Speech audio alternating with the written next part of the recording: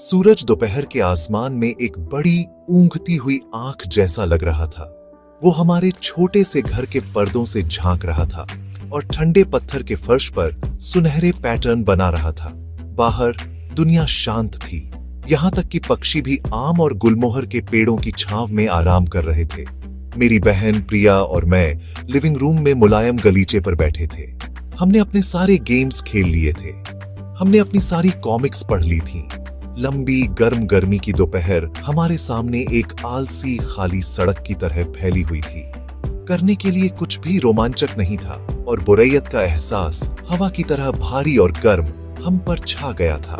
हम बस वहीं बैठे थे, सीलिंग फैन की धीमी गूंज सुन रहे थे, जैसे वो ठहरी हुई हवा को हिला रहा हो।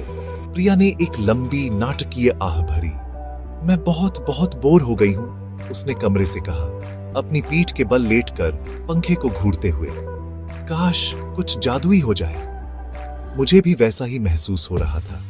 गर्मियों की छुट्टियां शानदार थीं, लेकिन कुछ दिन इतने गर्म और शांत होते थे कि कोई असली मजा नहीं आता था। हमने अपने प्यारे दादाजी की ओर देखा। वो खिड़की के पास अपनी पसंदीदा पुरानी आराम कुर्सी में बैठे थे।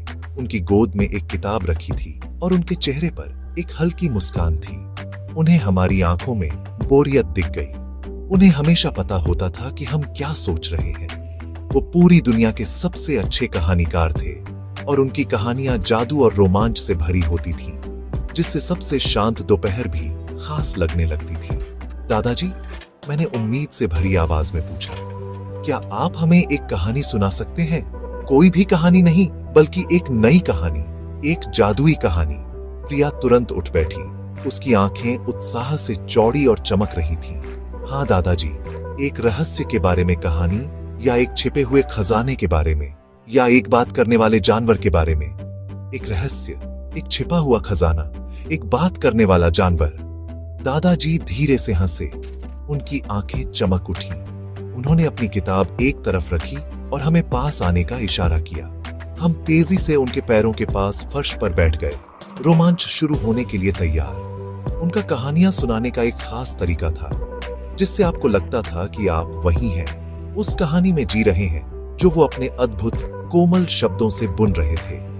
ठीक है मेरे छोटे खोजकर्ता, उन्होंने अपनी गर्म और आरामदायक आवाज में शुरू किया। मैं तुम्हें एक कहानी सुनाऊंगा। ये एक ऐसी कहानी है जिसे मैंने बहुत लंबे समय से अपने दिल में रखा है। ये सिर्फ एक कहानी नहीं है जिसे तुम अपने कानों से सुनते हो, बल्कि एक जिसे तुम अपनी आंखें बंद करके देखते हो।